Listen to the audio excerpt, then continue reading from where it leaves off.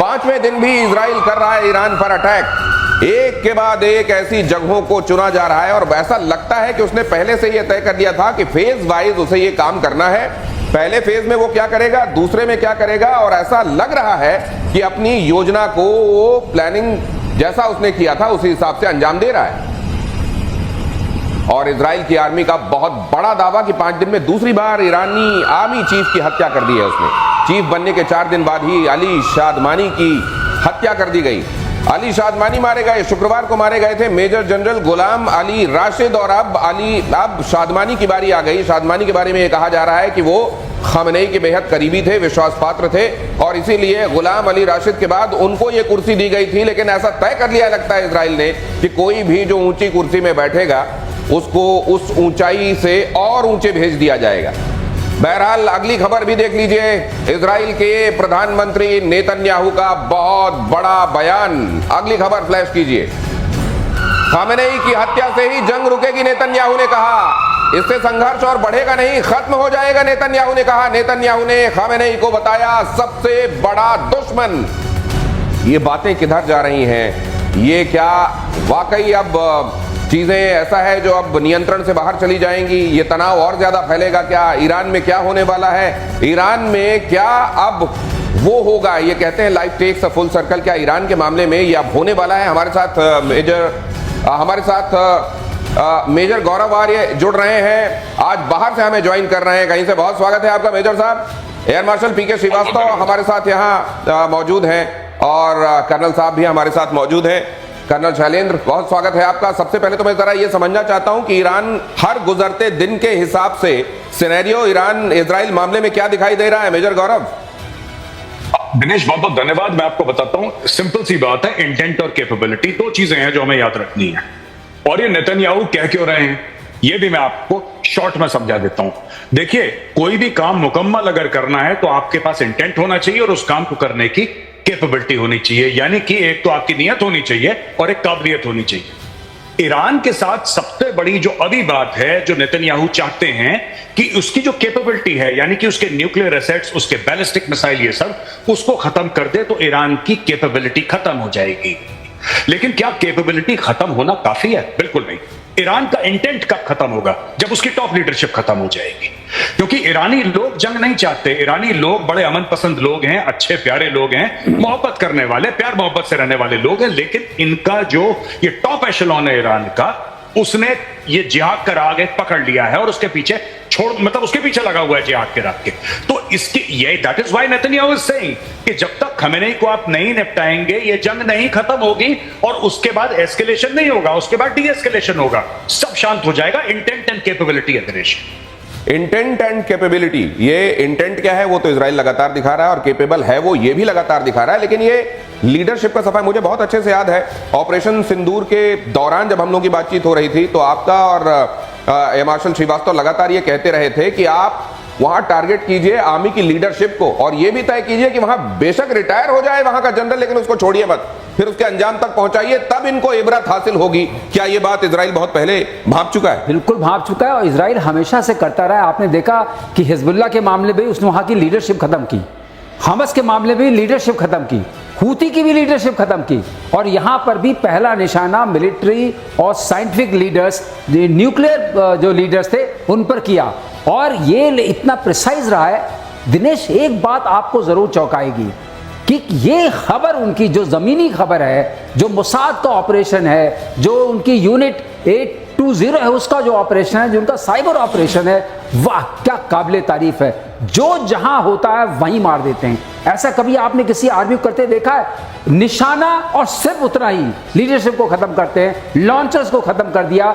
और अब वहां पर न लॉन्च मैकेनिज्म बताया, जैसे गौरव बता रहे थे कि लीडरशिप भी गई, नीयत गई और उसका तरीका भी चला गया। ये बहुत बड़ी बात है। ये भी आप सोचिए कि किसी जगह सिर्फ ये नहीं कि अमुक व्यक्ति किस शहर में मौजूद है, ये नहीं, किस मोहल्ले में मौजूद है, ये नहीं, किस इमारत में मौजूद है, ये नहीं, उसके किस अपार्टमेंट में मौजूद है, उसके किस रूम में मौजूद है, और वो टेबल पे बैठा हुआ है या बेड पे लेटा हुआ है, इतना प्रिसाइज। और इसीलिए मोसाद को मोसाद कहा जाता है। कर्नल शैलेंद्र, क्या आप भी ये बात कहेंगे कि इस पूरे मामले में जो एक्सपर्टीज, एक्चुअली एग्जीक्यूशन तो हमको दिखाई दे रहा है, लेकिन वो जो प्लानिंग, वो जो इंटेलिजेंस है, वो असल में इसके पीछे है जो इजराइल को मजबूत बना रहा है। जय हिंद, नमस्कार। देखिए, बड़ी सीधी सीधी बात है, ये हमारे को भी पता है, हमारी आर्मी में भी होता है और हमारे स्पेशली आर्टिलरी में होता है। दुश्मन के ऊपर नुकसान पहुंचाना, उसे चोट पहुंचाना, उसे किल करना, ये अपने आप में एम को कभी अचीव नहीं करेगा। हम बोलते हैं इसे कि inflict such prohibitive losses that the will to fight should get killed. मतलब ऐसे लोगों को निशाना बनाया जाए कि उनके लड़ने की ताकत, उनकी रीढ़ टूट जाए। एक है कि उन लोगों को जिनका आप बोल रहे हैं, जैसे खमैनी हो गए, वो इस कैटेगरी में आ गए जो आपने समझाया। दूसरी कैटेगरी मैं आपको बताता हूं, लेकिन कर्नल साहब, अब तो उस कुर्सी में कोई बैठने से डरेगा जिसको उस कुर्सी में बैठा रहे हैं। मैंने ये, आपने मेरे शब्द छीन लिए, ये गलत बात है, ये बहुत गलत। देखिए, मैं आपको सीधे सीधे बताने यही वाला था। दूसरा होता है कि आर्मी चीफ, तू गया तो पिछले वाला जो है वो गया, तो तीसरा बोलता है जो हाथ ऊपर था वो थोड़ा नीचे हो जाता है कि ये नंबर लगने वाला है मेरा। सो इसको बोलते हैं again, to will is being killed. As far as Iran is concerned, I think हम इसके ऊपर बात जरूर करते हैं, लेकिन इसको हमें सीख कर करना एक बहुत बड़ी बात। कर्नल साहब जो कह रहे हैं, ये मेजर गौरव आर्य, ये तो अब ये वाली बात हो गई है। कई लोग जो कमांडर इन वेटिंग होते हैं, उनके लिए तो ये मौका होता है कि भाई साहब वो कुर्सी पर जाएं, लेकिन अब तो ये कहेंगे नहीं नहीं, हम बगैर कुर्सी के काम कर देंगे, लेकिन आप हमको डेजिग्नेट मत कीजिए। मेजर गौरव आर्य, बिल्कुल बिल्कुल, आप दिनेश एकदम सही बात कह रहे हैं। यही चीज जैसा सर ने बताया, मार्शल श्रीवास्तव सर ने बताया, यही चीज हुई थी हमास के साथ, हिजबुल्लाह के साथ। जब नसरल्ला मरा तो नसरल्ला की जगह दूसरा आया, उसको भी थैंक यू बोल दिया इन लोगों ने। अब क्या है कि ये पूरा जो एशेलॉन है इनका, ऊपर वाला साफ कर दिया।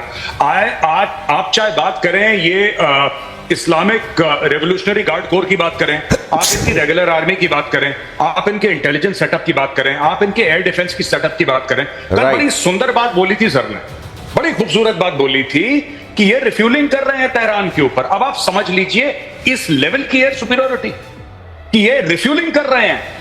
Refuelling is done in safe skies. Tehran के ऊपर रिफ्यूलिंग, इसका मतलब समझ लीजिए कि किस कदर वहां के समझ लीजिए आसमान पर नियंत्रण हो गया है इजराइल का। अगली खबर देख लीजिए, वर्ल्ड वॉर का खतरा और ज्यादा बढ़ गया। G7 देशों का इजराइल को खुला समर्थन। G7 के नेताओं ने कहा है कि ईरान को कभी परमाणु हथियार न मिले, तो वहीं दूसरी तरफ 19 मुस्लिम देश इजराइल के खिलाफ हैं। चीन ने तेहरान में अपने दूतावास से कर्मचारियों को निकाला। ये लीजिए जरा, ये भी देखिए, चीन ने तेहरान में अपने दूतावास से कर्मचारियों को निकाला। ये दुनिया में जो बाकी जगहों पर डेवलपमेंट चल रहे हैं, खासतौर से G7 की तरफ हर किसी की निगाह है क्या चल रहा है कनाडा में।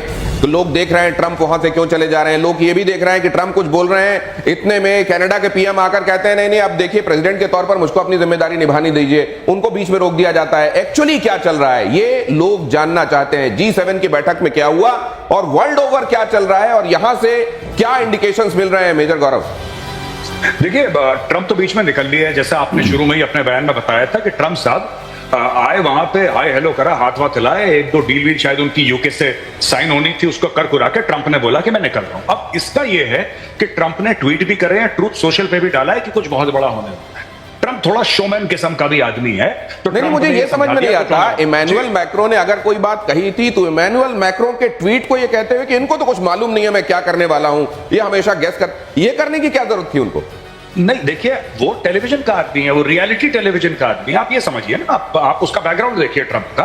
तो ट्रंप यही करता है हर समय कि दिखाने के लिए कि I am the boss of the room, कोई मुझे नहीं भांप पाया, मैं सबको भांप लेता हूं, मैं बताता हूं। अब उसने क्या बोला है, उसने जो ये संदेश दिया है ना कि तेहरान खाली करो, कल का संदेश है कि तुम तेहरान खाली करो, ये किसके लिए बोल रहा है वो ट्रंप? ये जो आम लोग हैं उनके लिए बोल रहा है। हो ना हो, America is getting into this fight.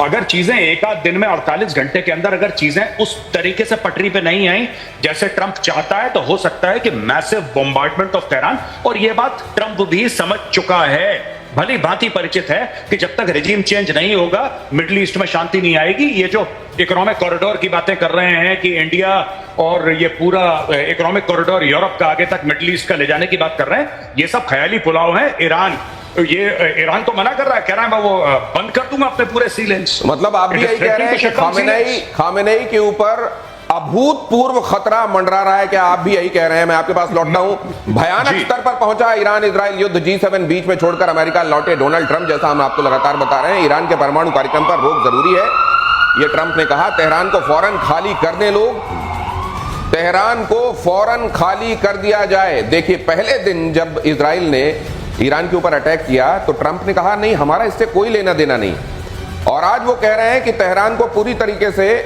ईरानी लोग खाली कर दें। अगली खबर भी देख लीजिए, फ्रांस के राष्ट्रपति मैक्रो पर भड़के ट्रंप, मैक्रो को पब्लिसिटी का भूखा कहा। मैक्रो हमेशा गलत ही बोलते हैं, ट्रंप ने कहा। इमैनुअल मैक्रो पर ट्रंप ने कसा था तंज। ट्रंप के G7 बीच में छोड़ने पर कहा युद्ध रुकवाने अमेरिका लौटे ट्रंप। मैक्रो ने ये बात कही तो उन्होंने कहा कि देखिए, मैं सीज फायर के लिए लौट रहा हूं, मेरे पास कुछ दूसरे जरूरी काम है। उनको नहीं मालूम है, वो हमेशा गलत गेस करते हैं। पता नहीं उनको एक राष्ट्राध्यक्ष को यूं नीचा दिखाकर क्या मिला, लेकिन मैं अब इसको बड़े लेवल पर ले जाना चाह रहा हूं। ये कहना कि तेहरान खाली करो ट्रंप का, इसका इशारा क्या है? इसका इशारा यह है कि ट्रंप और नेतन्याहू एक ही पेज पर हैं। नेतन्याहू ने भी यही बोला था, तेहरान खाली करो, तेहरान खाली करो, और तेहरान खाली हो रहा है। तो पहली चीज होती है रेजिम चेंज से पहले जनता में एक विद्रोह का भाव सर, आए। आपको बीच में रोक रहा हूं। हाँ। जब से नेतन्याहू ने कहा है कि टॉप डेथ टू अमेरिका कहने वाला और टॉप में ट्रंप का नाम रखने वाला है ईरान, तो तुम देख लो, तभी से सब कुछ बदला है लगता है। और उसने ये भी कहा कि मैं तो उनका छोटा भाई हूं, मैं तो नंबर 2 हूं, पहले आपको मारने के लिए आ रहे हैं। और ट्रंप को याद आ गई कि इलेक्शन से पहले उनके पर क्या आक्रमण हुआ था, तो ट्रंप ने कहा, और मैक्रोन की थोड़ी सी आदत है दिनेश, अगर कहें आप मुझे कहने दें, कि वो बोलते थोड़ा आउट ऑफ टर्न बोल देते हैं मैक्रोन। हाँ, थोड़ा आउट ऑफ टर्न बोलते हैं। हर चीज में कहते हैं मैं समझौता करा दूंगा, मैं कूद पड़ते हैं। मतलब ट्रंप को ट्रंप जैसा कहीं कोई मिल जाता है, आप ये कह रहे हैं। तो वो थोड़ा हुआ, तो ट्रंप ने बताया हु इज द बॉस। अच्छा, ये समझ जाओ कि मैं बॉस हूं। अच्छा। और अब मैं जा रहा हूं, कोई सीज फायर कराने नहीं जा रहा हूं, मैं तेहरान खाली कराने जा रहा हूं। इसका मतलब क्या हुआ? इसका मतलब साफ है कि तेहरान के ऊपर अब बड़ी मुसीबत आने वाली है। और खamenei उधर वो कहते हैं हमारे जो मेजर गौरव को जोड़ना चाह रहे हैं सर आपकी बात पर। हाँ, या जी, मैं बिल्कुल जो सर की बात है मैं 100% एग्री कर रहा हूं। मैं सिर्फ ये बात एक जोड़ना चाह रहा हूं, सर ने बिल्कुल ये ठीक बात बोली है, सीज फायर से ट्रंप का कोई लेना देना नहीं। ट्रंप बार बार कह रहा है डील, और डील में क्या कह रहा है ट्रंप कि तुम्हारे पास न्यूक्लियर हथियार नहीं हो सकते। सिंपल सी बात है, तुम्हारे पास न्यूक्लियर वेपन्स नहीं हो सकते। न्यूक्लियर वेपन्स के साथ नेतन्याहू ने यह जोड़ दिया है कि तुम्हारे पास उसके साथ डिलीवरी सिस्टम्स भी नहीं हो सकते। तो ये सिर्फ न्यूक्लियर ठिकानों पर नहीं मार रहा है बम, ये इनके बैलिस्टिक मिसाइल के ठिकानों पर भी बम मार रहा है। राइट। कि एक तो न्यूक्लियर वेपन है, एक उनके डिलीवरी सिस्टम्स हैं, दोनों को बर्बाद कर दो। और यही ट्रंप भी चाहता है। They are on the same page. Sir ने बिल्कुल 100% बात बोली है, सही, I agree with him, they are on the same page. Benjamin Netanyahu ने यह बात कही है कि न सिर्फ उनके पास न्यूक्लियर हथियार नहीं होने चाहिए, बल्कि उनके पास ICBMs नहीं होने चाहिए, इंटरकॉन्टिनेंटल बैलिस्टिक मिसाइल नहीं होने चाहिए, वेक्टर नहीं होने चाहिए जिसको जो न्यूक को लेकर उड़े। अगली खबर देख लीजिए, प्रतिशोध में इस वक्त की बड़ी खबर, अमेरिकी राष्ट्रपति ट्रंप का बड़ा बयान। ट्रंप ने कहा हम सिर्फ सीज फायर नहीं, असली अंत चाहते हैं। ईरान के पास कभी भी परमाणु हथियार नहीं होने चाहिए। ये बड़ी बातें हैं जो चल रही हैं, और ये ईरान, मिडिल ईस्ट और वर्ल्ड ओवर जो चीजें हैं उनको किस दिशा में ले जाएंगी। आप इसकी मेगा पिक्चर क्या देख रहे हैं कर्नल साहब? नहीं, देखिए, बड़ी सीधी बात है कि अगर आप चीजों को इवैल्यूएट करेंगे तो आप ये जरूर पाएंगे, ट्रंप एक पार्ट बोलते हैं, नेतन्याहू दूसरा पार्ट बोलते हैं। अच्छा। ट्रंप ने बड़ा क्लैरिटी